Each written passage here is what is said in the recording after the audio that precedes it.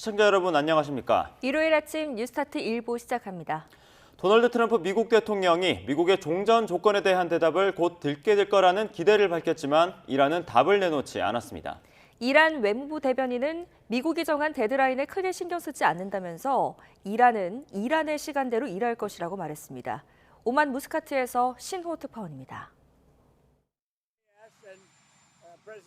미국 대통령과 국무장관 모두 미국 시간으로 8일 이란이 답변할 거라고 했지만 이란 정부 발표는 나오지 않았습니다. 루비오 장관이 8일이라는 시간을 언급한 뒤 이란 외무부 대변인은 미국의 시간표에 응할 생각이 없다는 뜻을 밝혔습니다. عرض کردم خدمت دوستان. ببینید موضوع کماکان در دست بررسی است. بله. آیا مهلتی که اونا دادن برای ما اصلا ما کار مهمه؟ خودمون انجام میدیم. ببین ما کار خودمون انجام میدیم. ما خیلی به مهلت و ضرب العجل اینا کار نداریم. 합의문 내용의 미세한 부분까지 검토하고 정부와 군, 최고 지도자까지 승인을 거치는 과정이 간단치 않겠지만 이란 입장에서는 세부 협상 시작 시점을 늦추는 것이 유리하다고 판단할 수 있습니다. 아바스 아라그치 외무장관은 미국의 호르무즈 공격 재개를 모험주의라고 비판했습니다. 자신의 소셜미디어를 통해 국민을 방어하기 위한 이란군의 준비 태세가 1000% 수준이라고 주장하면서 다시 시작된 호르무즈 교전 상황에 대해 경고 메시지를 보냈습니다. 미국은 외교적 해법이 제시될 때마다 무모한 군사적 모험을 선택한다고 비난했고 튀르키예 외무장관과의 통화에서도 미국의 모험적 행동과 파괴적 접근이 외교를 약화시킨다면서 협상 교착의 책임을 미국에 돌렸습니다.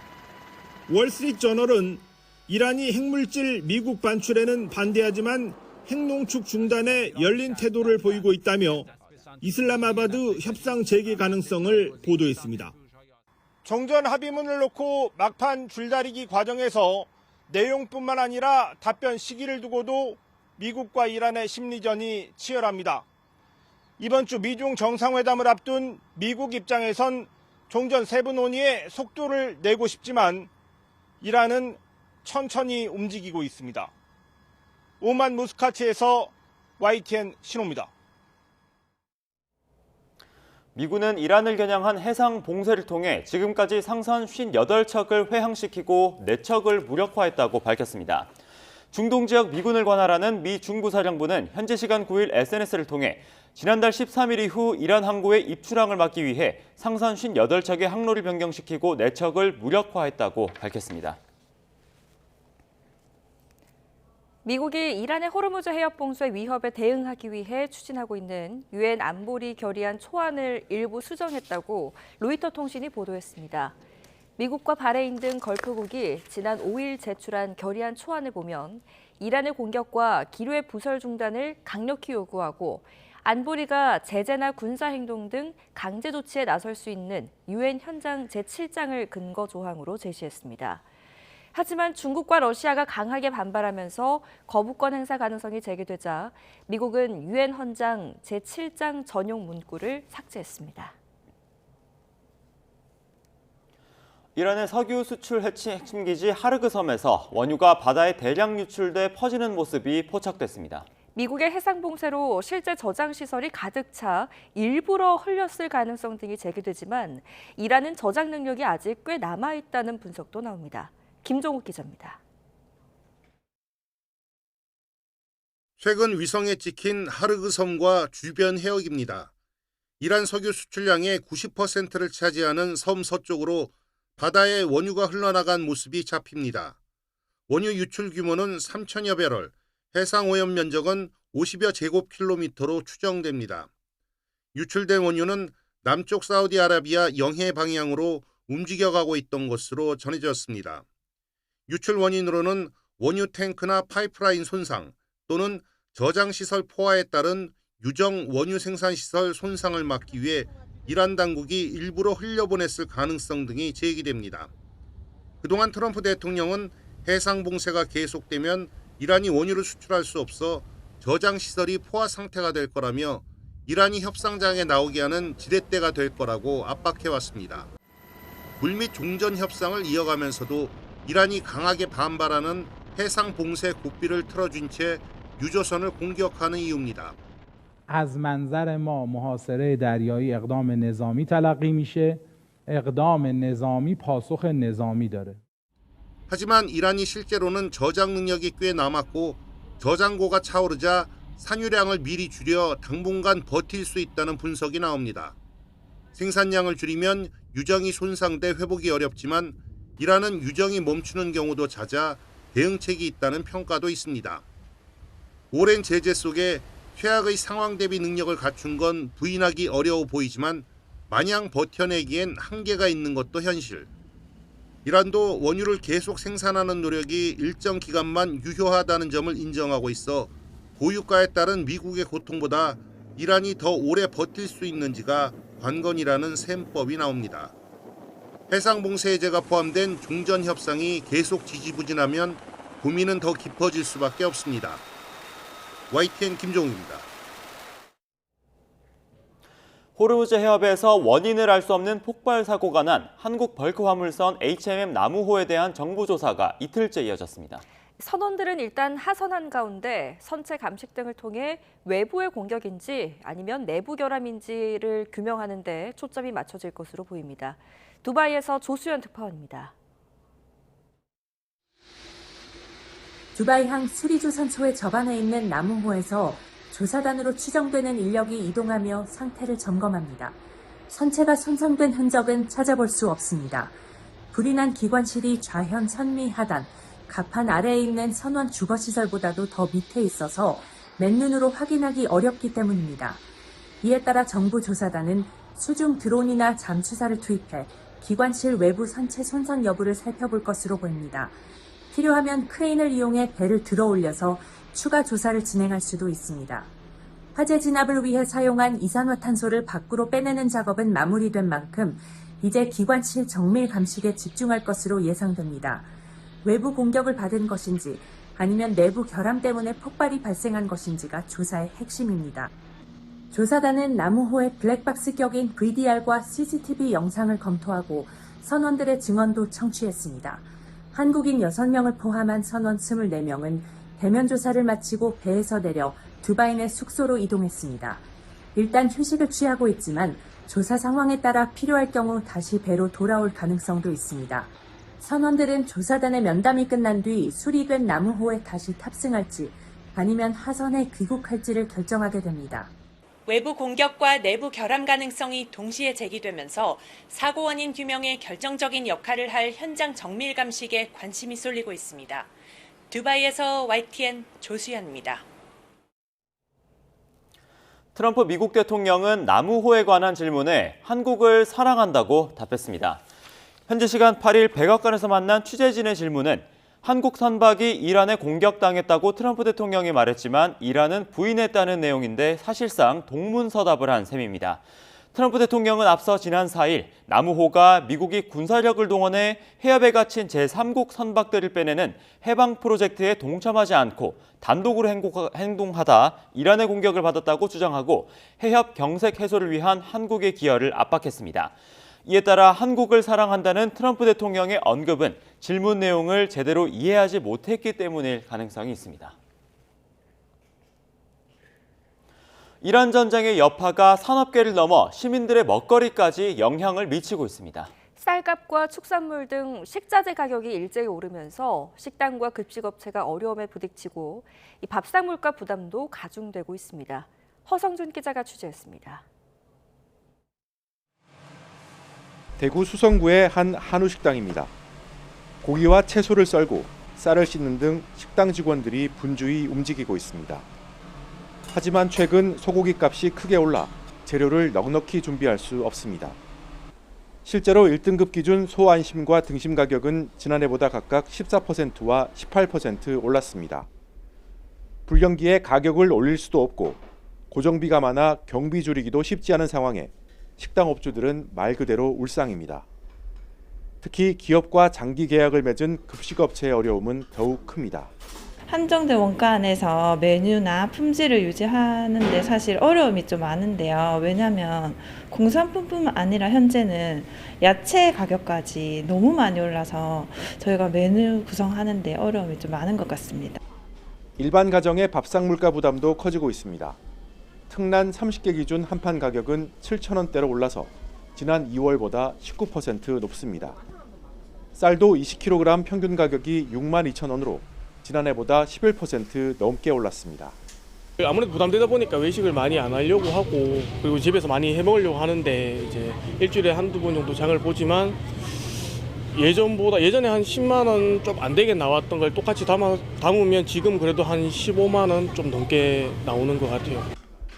이란 사태 장기화로 식당과 급식업체뿐만 아니라 서민들의 먹거리 부담도 점점 커지고 있습니다. YTN 허성준입니다.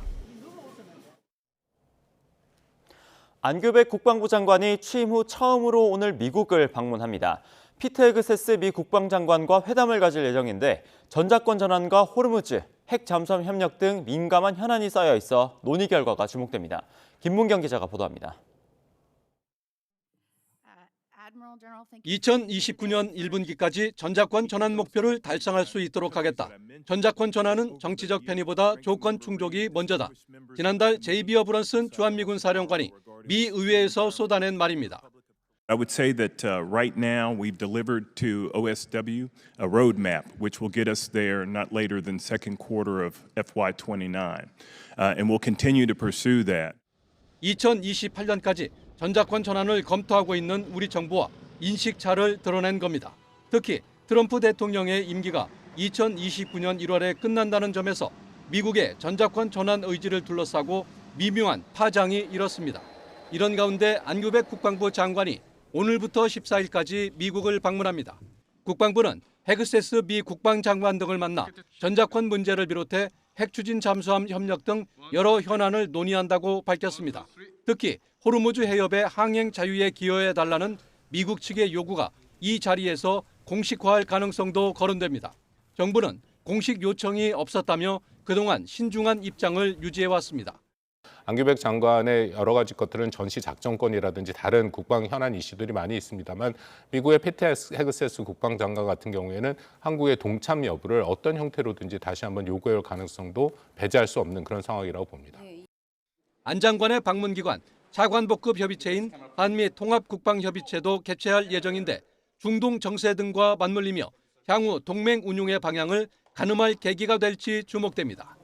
YTN 김문경입니다. 다카이치 사나이 일본 총리가 셔틀 외교 차원의 방한 일정과 장소를 거의 확정한 것으로 전해졌습니다. 일본 언론은 오는 19일 경북 안동으로 한일 정상회담의 일자와 장소까지 특정해 보도했습니다. 최도희 기자가 보도합니다. 9일자 교도통신 주요 기사는 이재명 대통령과 다카이치 사나이 일본 총리의 사진을 함께 실었습니다.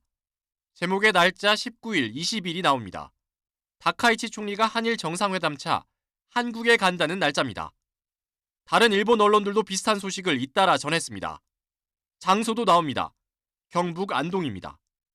이 대통령이 지난 1월 다카이치 총리의 고향인 일본 나라현을 찾아 정상회담을 한 이후 처음 열리는 만남으로 일본 총리도 이 대통령 고향을 답방함으로써 두 정상 간 셔틀 외교의 긴밀화를 도모하려는 목적으로 해석됩니다. 매체들은 다카이치 총리가 1박 2일 일정으로 방한해 양국이 원유 수입을 중동에 상당 부분 의존하는 공통점을 바탕으로 관련 물자 확보에 힘을 모으는 방안을 논의할 것으로 전망했습니다. 중국의 히토류 대일 수출 규제로 위기감이 높아진 중요 광물 확보를 위한 경제 안보 협력 의제도 논의 테이블에 오를 것으로 내다봤습니다. 또 한일 정상회담이 트럼프 미국 대통령의 중국 방문 직후 열리는 만큼 미중 정상회담 결과에 따른 양국의 대중, 대미 전략도 함께 논의될 가능성도 제기됐습니다. 이 대통령과 다카이치 총리는 지난해 10월 경주 아시아태평양 경제협력체 정상회의를 계기로 처음 대면하면서 셔틀 외교의 적극적 이행을 약속한 바 있습니다. YTN 휴두입니다. 러시아 전승절 열병식에 북한군이 처음으로 참여해 행진하며 북러 동맹 관계를 과시했습니다.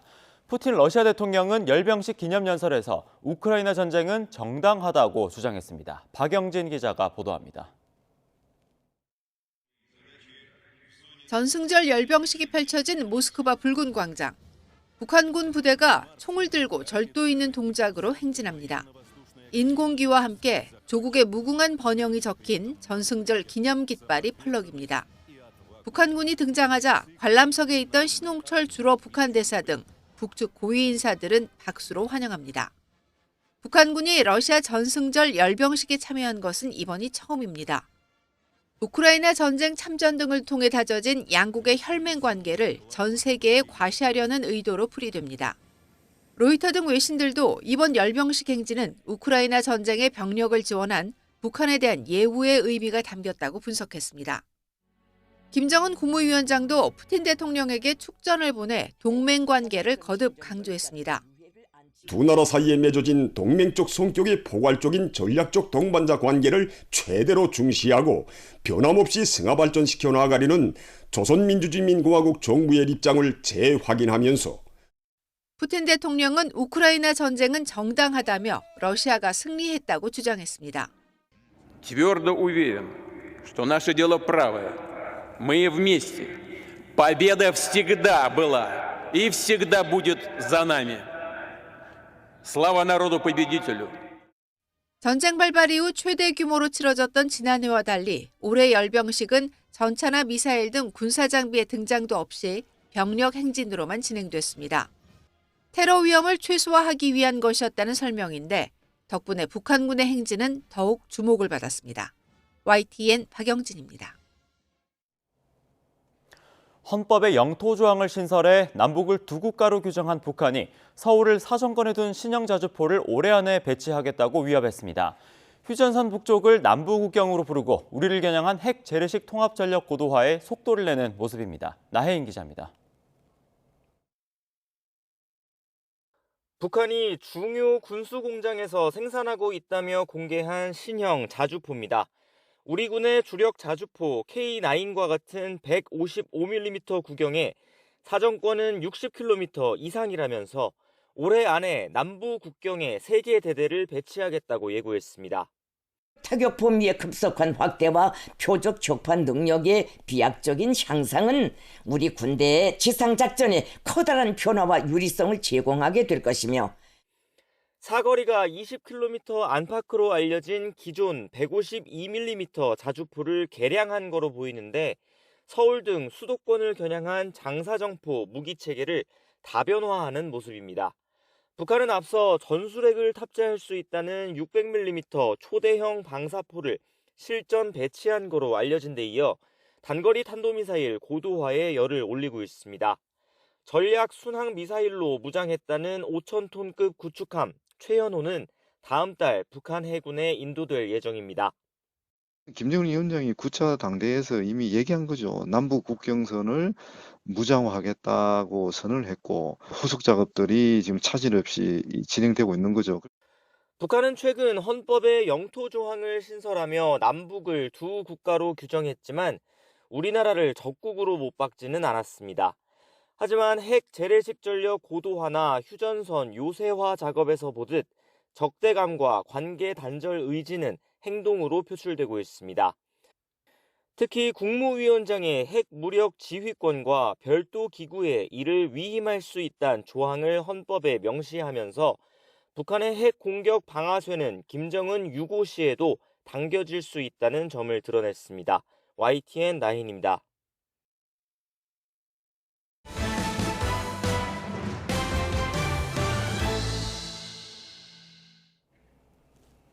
네, 계속해서 전국 소식 살펴보겠습니다. 지방선거가 20여일 앞으로 다가온 정치권에는 말실수주의보가 내려졌습니다. 이른바 오빠 논란부터 윤어게인까지 구설이 잇따르고 있는데요. 역대 선거를 놓고 봐도 한마디의 실언이 선거판을 뒤흔든 경우가 적지 않았습니다. 강민경 기자입니다.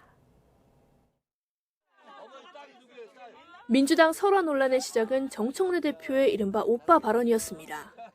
부산 북감 하정우 후보를 지원 사격하던 중 초등학교 1학년 어린이에게 건넨 말이 화근이 됐습니다. 여기 정우 오빠. 오빠 해보여. 오빠 해봐요. 정치인의 일거수일투족이 생중계되는 유튜브 쇼츠 시대. 생각 없이 한 말은 부메랑이 되고 박제된 영상은 삽시간에 커뮤니티에 퍼집니다. 선거 항로를 순항하던 민주당의 최대 리스크로 말실수가 급부상한 배경입니다. 전소의원들 관광객도 많은데 컨설팅을 한번 받아보세요. 전문가들한테. 감시를 하고 의원을 만드는 거잖아요. 닦아려면 공부를 해야지. 국민의힘에서는 내부 경선, 그것도 방송 토론회에서 실언이 나왔습니다.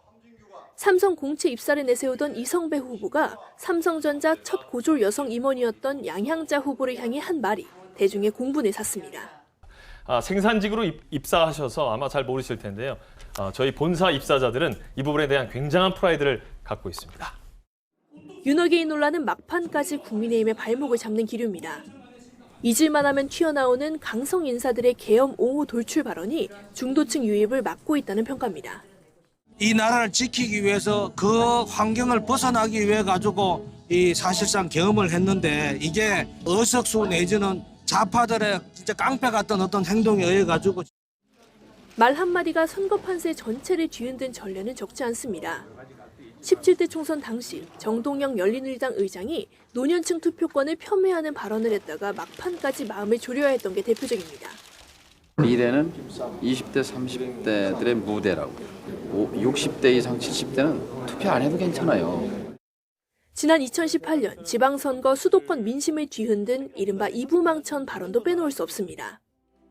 21대 총선을 앞둔 2020년엔 차명진 의원이 세월호 참사 유가족과 자원봉사자를 비하하는 주장을 반복해 보수진영 대패의 비밀을 제공했습니다. 혹시 사건이라고 아세요? 사건. 세월호 자원봉사자와 세월호 유가족이 텐트 안에서 말로 표현할 수 없는 문란한 행위를. 역사를 모르지 않는 여야 지도부도 입단속과 신속한 수습에 부쩍 신경을 쓰는 분위기입니다. 한시라도 긴장의 끈을 놓치지 말아야 될 것 같고요. 그 실수에 대해서는 바로바로 솔직하게 인정하고 사과하고 하는 모습을 또 보여주는 것도 말 한마디가 천냥빛을 갚을 수도 있지만 반대로 공든탑을 무너뜨리기도 합니다. 선거 막판으로 갈수록 실책 방어, 즉 리스크 관리에 집중해야 하는 이유입니다. YTN 강민경입니다. 지방선거를 앞두고 현장의 목소리를 들어보는 민심 똑똑 시리즈, 이번에는 대전입니다. 중원 대전에서는 전현직 시장이 4년 만에 다시 맞붙는데요. 임성재 기자가 유권자의 목소리를 들어봤습니다.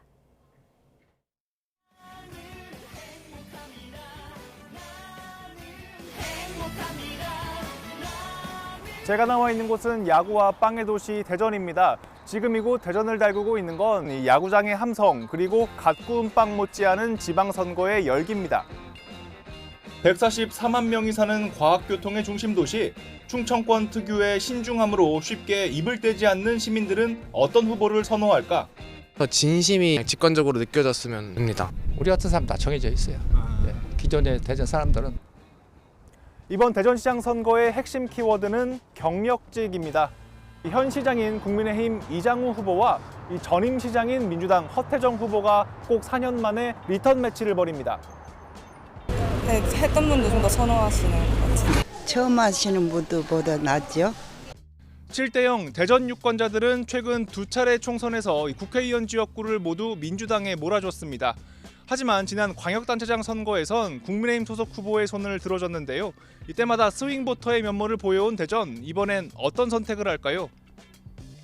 고공행진 중인 여권 지지율에 발맞춘 목소리가 나왔고, 동시에 대전 발전의 연속성을 보자는 유권자도 있었습니다. 저는 이재명 대통령께서 너무 잘해주셔서 요즘은 마음을 평화롭게. 정당에 맹신하는 그런 시류가 많은데 그런 것이 좀 시정됐으면. 그래서 시선이 쏠리는 각 후보의 대표 공약 어떻게 생각하는지 물었습니다. 민주당 허태정 후보의 대전형 고유가 피해 지원금은 아직은 민심을 공략하지 못한 모습이고, 편의점 운영하는 입장에서는 들어오면 매출이 오르니까 그런 건 있는데 사실 담배 매출만 올라서 크게. 국민의힘 이장우 후보가 대전을 꿀잼 도시로 바꿨다고 자평하는 영시축제 역시 호불호가 엇갈렸습니다. 버스 노선이 바뀌잖아요. 그러니까 어머니들이 아버님들이 막 헷갈리는 거라. 장사도 안 되고 덜 되고. 속을 알 수 없는 유권자들을 향해 두 후보는 저마다의 구호로 설득에 한창입니다. 리틀 윤석열이라는 사람이 시장으로서 아직도 우리 지역사회를 누비고 있습니다. 전임 시장 때는 대한민국 혁신 기술을 대전에서 산업화하는 것, 대전에 불을 키우는 데 소홀히 했는데 서로의 시정을 심판하겠다는 전현직 시장의 공방은 다음 달 3일 결과로 평가받게 됩니다. YTN 임성재입니다. 부산 북구갑 보궐선거에 무소속으로 도전하는 한동훈 후보가 대한민국 정치의 좌우 균형추가 무너졌다며 공식 출마 회견에서 보수 재건을 약속했습니다. 한 후보는 부산 구포동 구포시장 옆 공원에서 출마 회견을 열고 이재명 정권의 폭주는 단순한 정쟁이나 정치의 문제가 아니라 법과 사실, 상식의 문제라고 말했습니다. 이어 만약 이재명 대통령이 공소를 취소하면 헌정질서의 문제인 만큼 탄핵을 해야 한다며 스스로 배출한 대통령이 불법을 저질러 저지했던 사람인 만큼 이번에도 끌어내릴 자격이 있다, 앞장서겠다고 강조했습니다. 이재명 대통령이 흉기 테러와 검찰의 조작 기소, 언론의 명예살인을 3대 살해 위협이라고 규정하면서 국민이 자신을 살린 것이라고 말했습니다. 야당은 이 대통령이 흉기 피습 사건과 연관이 없는 검찰의 조작 기소 의혹을 다시 거론하면서 공소 취소를 위한 준비 작업을 하는 것이라고 반발했습니다. 정인용 기자입니다. 이 대통령이 SNS에 검찰의 조작 기소를 통한 사법 살인과 조작 언론의 명예살인, 테러범을 동원한 흉기 피습을 3대 살해 위협이라고 언급했습니다. 국민권익위원회가 재작년 1월 이 대통령 흉기 피습 때 응급헬기로 옮겨진 게 특혜가 아니었다는 취지로 하루 전 발표했는데 관련 기사를 공유하며 이같이 말한 겁니다. 두 병원 간 전원과 헬기 이송 요청은 권한 범위 내에서 이루어진 것으로 당시 행동강령 위반 통보는 부적정했다고 판단했습니다. 이 대통령은 3대 살해 위협으로부터 국민이 살려줬다며 자신의 목숨은 국민 거라고 적었습니다. 생명 보전을 넘어 큰일까지 맡겨줬으니 오로지 국민을 위한 나라를 만들겠다며 마지막 한순간까지 전력을 다하겠다고 강조했습니다. 국민의힘은 증명하지 못할 일들의 살인이란 표현을 단정적으로 동원하고 있다고 곧장 따져 물었습니다. 피습 사건 관련 보도를 고리로 검찰의 조작 기소 사법 살인을 운운하며 공소 취소 강행 빌드업 소재로 활용한다고 주장했습니다. 또 권익위 조사 결과 자체도 정권 입맛 맞추며 과거 세탁이라고 깎아내렸습니다. 지방선거를 앞두고 대통령의 과거 치부를 지워주기 위해 국가기관이 스스로 기억 세탁소를 자처한 것과 다르지 않습니다. 다음 주엔 공소 취소 대응 TF 발족도 예고했는데 지방선거를 20여일 앞두고 야당이 대통령 발언 하나하나에 총공세를 펴는 모습입니다. YTN 정인용입니다.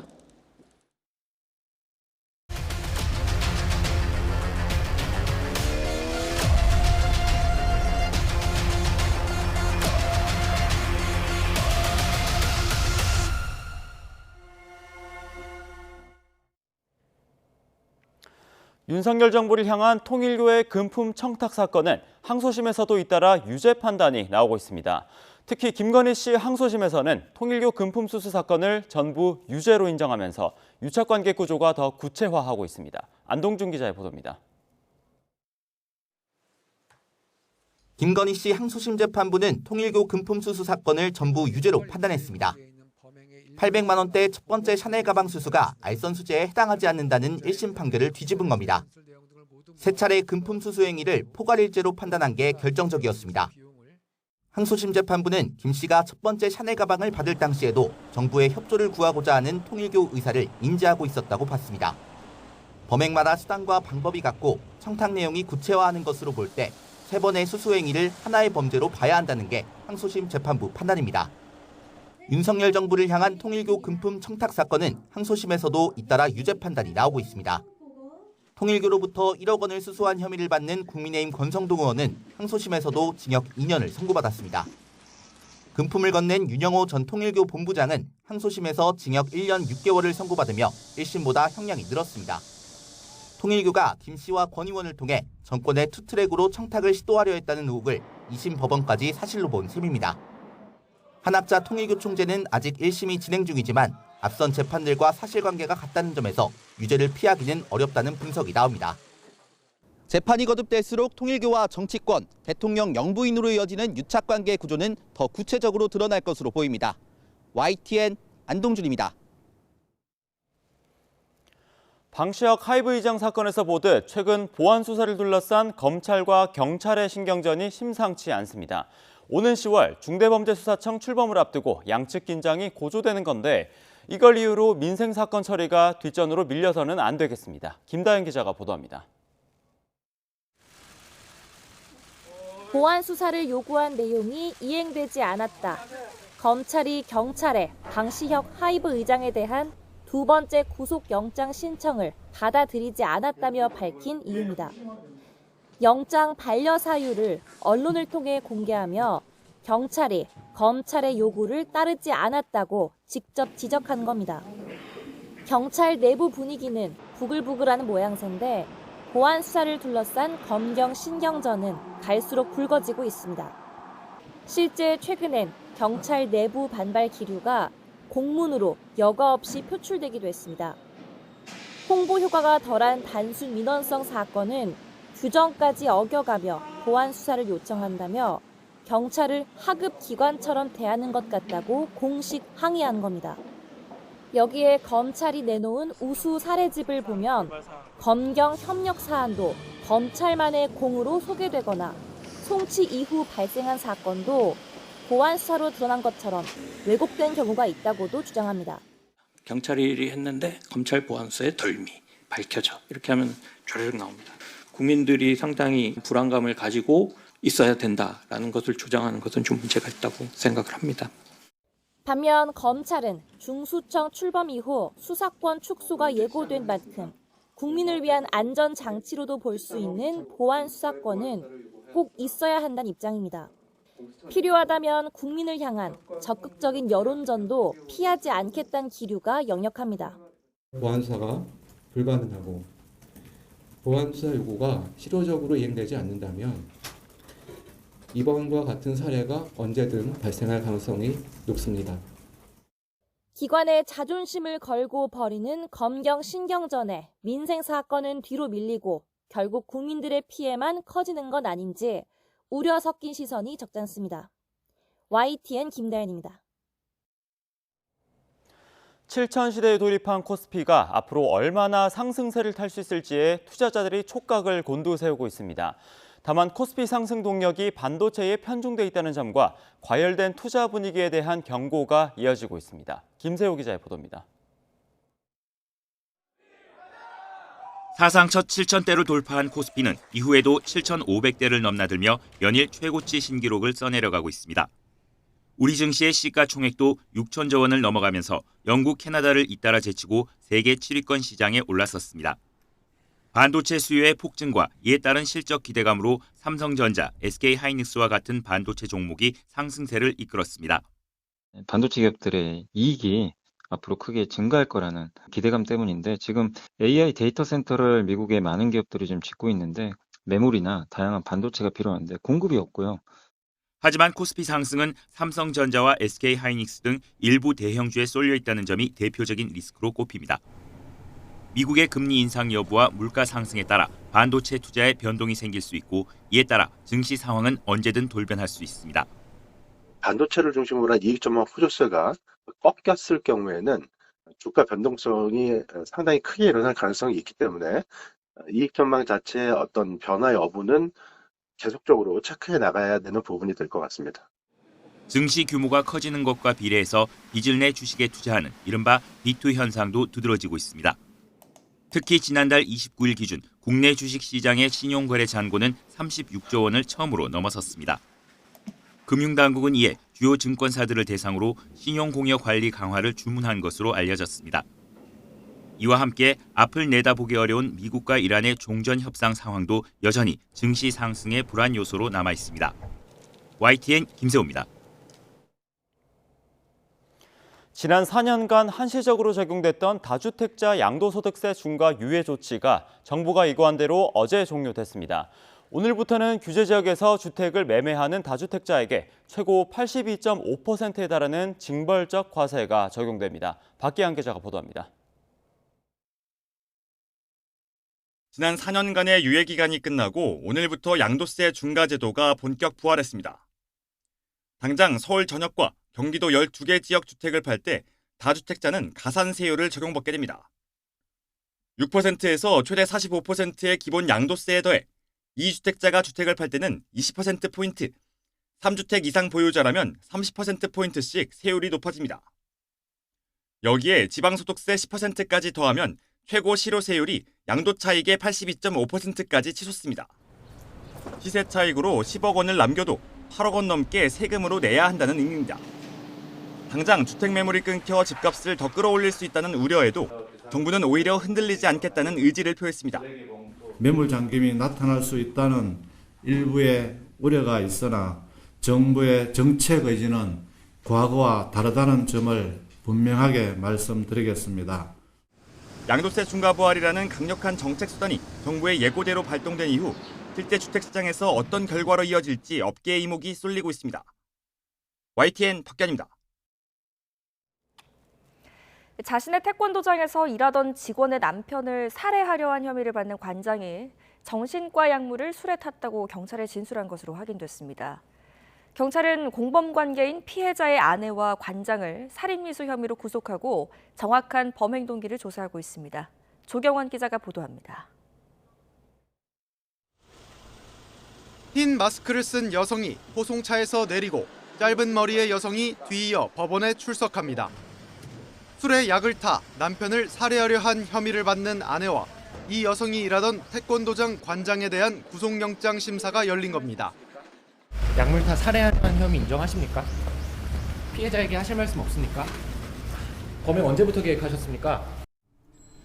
이들은 지난달 25일 경기도 부천에 있는 50대 남성의 집 냉장고에 약물을 탄 술을 넣어두고 살해하려 한 혐의를 받습니다. 경찰 조사에서 관장은 자신이 처방받은 우울증, 공황장애 관련 약물 60정을 빻아 범행을 준비했다고 진술했습니다. 경찰은 태권도장 직원인 아내가 이 분말을 건네받아 남편이 마실 술에 탄 것으로 보고 있습니다. 남편이 술을 마시진 않았지만 이들이 진술한 약품은 서울 강북 모텔 약물 연쇄살인범 김소영이 사용한 것과 같은 벤조디아제핀계로 확인됐습니다. 경찰은 다만 아직 피의자들의 진술만 있는 상태로 실제 성분은 확인하고 있다고 밝혔습니다. 또 김소영 범행을 모방했는지도 확인되지 않았다고 설명했습니다. 피의자들을 살인미수 혐의로 구속한 경찰은 국립과학수사연구원에 의뢰한 약물 성분 감정 결과 등을 바탕으로 구체적 사건 경위와 범행 동기를 조사할 계획입니다. YTN 조경원입니다. 전남 진도에서 조업 중이던 어선에서 불이 나 선원들이 긴급 구조됐습니다. 경부고속도로에서는 다중추돌 사고로 나들이 객들의 발길이 묶이기도 했습니다. 휴일에 있었던 사건 사고 소식들 김민선 기자가 종합했습니다. 시뻘건 불길이 어둠에 잠긴 바다 위 어선을 집어삼켰습니다. 전남 진도 앞바다에서 새벽 조업 중이던 21톤급 어선에 불이 나 해경이 4시간 동안 진화 작업을 벌였습니다. 선원 10명은 인근 선박이 모두 구조했습니다. 경부고속도로 천안 호두휴게소 인근에서 25톤 트럭이 앞차 2대를 들이받아 12살 어린이 등 4명이 다쳤습니다. 부산 강변대로에서는 80대 운전자 차량이 7대를 잇따라 들이받아 6명이 경상을 입었습니다. 백령도 해상에서는 불법 조업 중국 어선 2척이 납포됐습니다. 납포 과정에서 중국인 선원 1명이 의식을 잃은 채 발견돼 병원으로 옮겨졌으나 숨졌습니다. 경기 안성에서는 양계장에서 불이 나 닭 10,000마리가 폐사하고 비닐하우스 3개 동이 불탔습니다. YTN 김민성입니다. 또 온화한 날씨가 이어지면서 따사로운 봄 기온을 느끼기 위해 산 찾으시는 분들 많으실 텐데요. 봄철에 각종 산악 사고가 집중되는 만큼 주의하셔야겠습니다. KCTV 제주방송 김경임 기자입니다. 들것에 실려있는 등산복 차림의 남성. 소방대원들이 조심스럽게 헬기로 옮깁니다. 한라산 정상 부근에서 50대 탐방객이 넘어져 발목을 크게 다친 겁니다. 해마다 봄이 되면 한라산과 오름을 찾는 탐방객들이 늘면서 각종 산악사고가 잇따르고 있습니다. 최근 5년 사이 제주에서 발생한 산악사고는 2,500여 건. 봄철인 3월에서 5월 사이 전체의 44%가 발생하며 집중됐는데 특히 본격적으로 날이 풀리는 4월에 급증한 것으로 나타났습니다. 올 들어서도 한라산을 오르던 탐방객이 넘어져 신체 일부가 부러지거나 둘레길을 걷다 길을 잃는가 하면 무리한 산행으로 어지럼증을 호소하는 등 지난달 이후 관련 신고가 속출하고 있습니다. 최근 5년간 발생한 산악사고를 유형별로 살펴보면 조난사고가 절반 이상으로 가장 많았고 실족이나 추락, 개인 질환 등의 순으로 나타났습니다. 사고를 막기 위해서는 반드시 지정된 탐방로를 이용하고 자신의 체력에 맞지 않는 무리한 산행은 자제하는 것이 가장 중요합니다. 특히 산지는 고도에 따라 기온차가 크고 날씨도 급변하는 만큼 여벌옷 등을 챙기는 것이 좋습니다. 산악사고 예방을 위해서는 산행 전 코스와 날씨를 충분히 확인하고 무리하지 않는 일정으로 2인 이상 함께 움직이는 것이 중요합니다. 또한 기본 장비를 갖추고 음주는 하지 않는 등 안전수칙을 지켜야 합니다.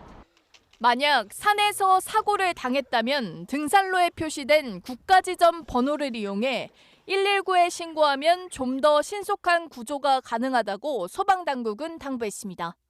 KCTV 뉴스 김경임입니다. 네, 오늘은 14번째 바다 식목일입니다.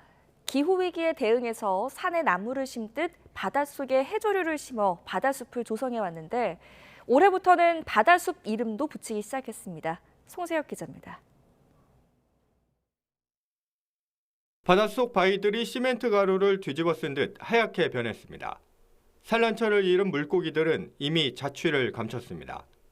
수온 상승과 오염 등으로 해조류가 사라진 자리를 석회 조류가 뒤덮는 바다 사막화, 이른바 갯녹음 현상입니다. 수산자원공단은 이 황폐해진 바다를 되살리기 위해 감태와 다시마 등 해조류를 심어 바다숲을 조성해왔습니다.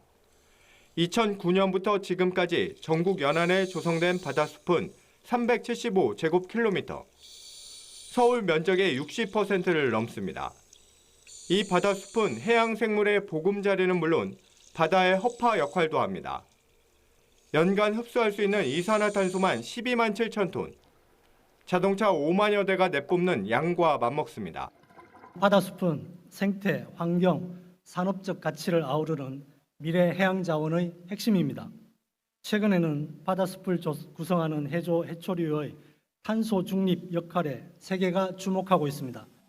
올해부터는 좌표로만 관리되던 바다숲에 설악산, 지리산처럼 이름도 붙이기 시작했습니다. 첫 대상지로 울산 주전해역은 울림바다숲, 울릉도 해역은 통구미 천연바다숲이라는 이름을 얻었습니다.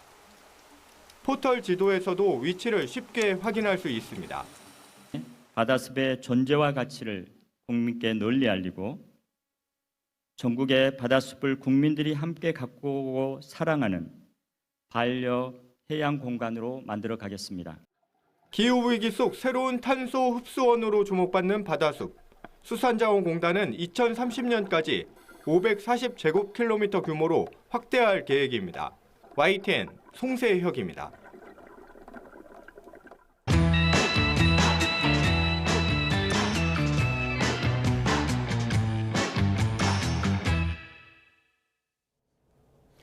신비로움이라는 수식어가 따라다니는 배우 이나영은 영화, 드라마, CF를 넘나들며 자신만의 색을 켜켜이 쌓아 올리고 있습니다. 데뷔 이후 이어진 화려한 스포트라이트 속에서도 뚜벅뚜벅 나다움을 증명해오고 있는데요. 배우 이나영의 털털하고 솔직한 연기와 인생 이야기를 들어봤습니다. 김정아 기자입니다. 사회폭력에 맞서 싸우는 새 여성 변호사의 용기와 연대를 다룬 드라마 아너. 배우 이나영은 셀럽 변호사 윤라영의 복잡한 감정을 밀도 있게 표현했습니다. 처음에 이 대본을 읽었을 때 대사만 잘해오면 되겠다 이거였었거든요. 찍으면 찍을수록 너무 감정이 많이 올라오는 거예요. 그래서 오히려 진짜 나중에는 계속 이걸 덜어내는 게 좀 더 어려웠었어요. 너무 눈물이 많이 나는 거예요. 걷고 먹고 멍 때릴 수 있다면. 국어 선생님 박하경의 당일치기 여행 이야기는 스스로에게도 힐링이 된 작품입니다. 저도 당일치기 여행은 생각을 못 했었거든요.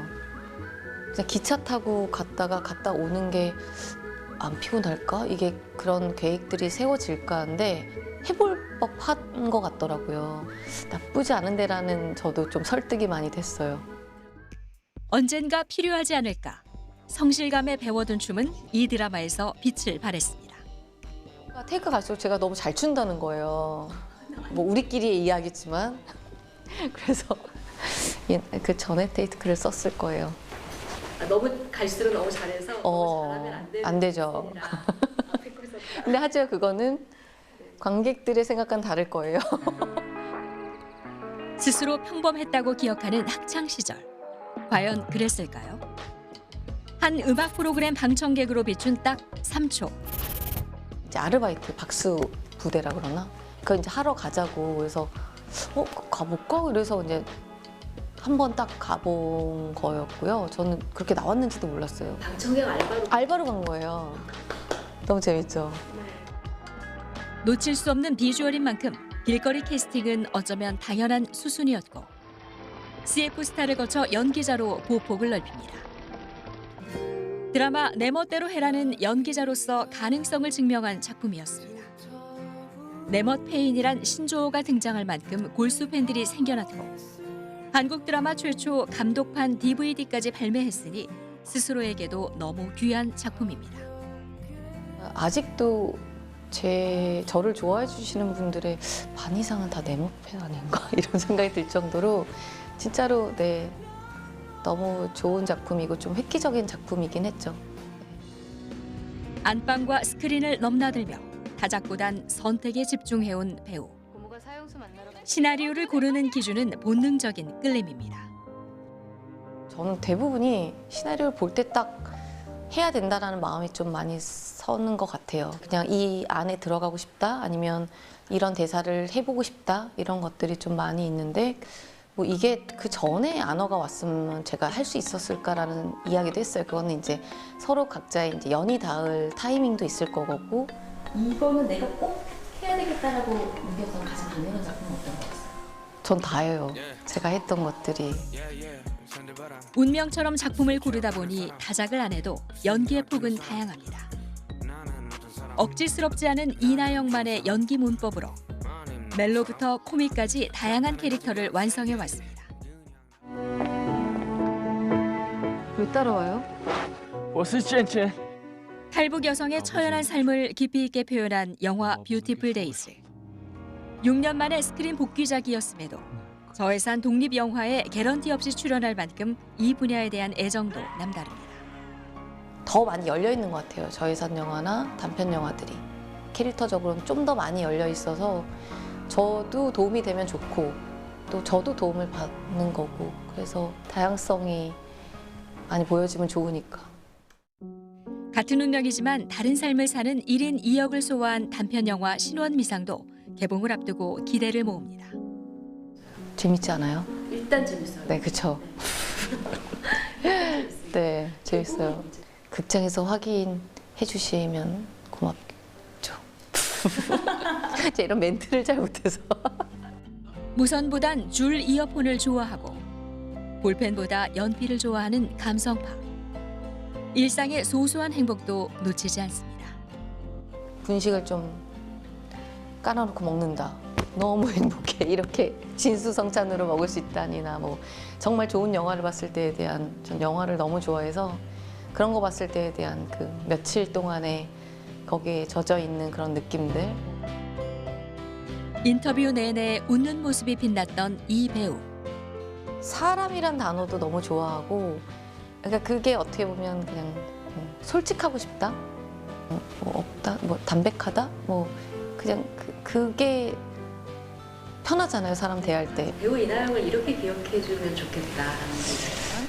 그냥 그렇게 뭐 내던지는 모습에 같이 공감해 주시면 좋죠. 자신만의 온도와 속도로 걸어가는 이나영의 다음 행보가 벌써 궁금해집니다. YTN 김정아입니다.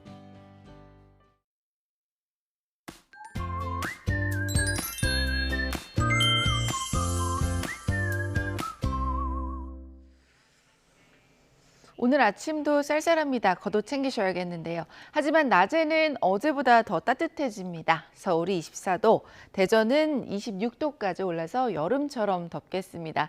그만큼 일교차는 15도 안팎까지 극심하게 벌어진다는 점 염두에 두시길 바랍니다. 건조한 날씨도 계속됩니다. 현재 일부 수도권과 강원 동해안, 충북과 경북을 중심으로 건조주의보가 발효 중입니다. 산불 등 화재 나지 않도록 유의해 주시길 바랍니다.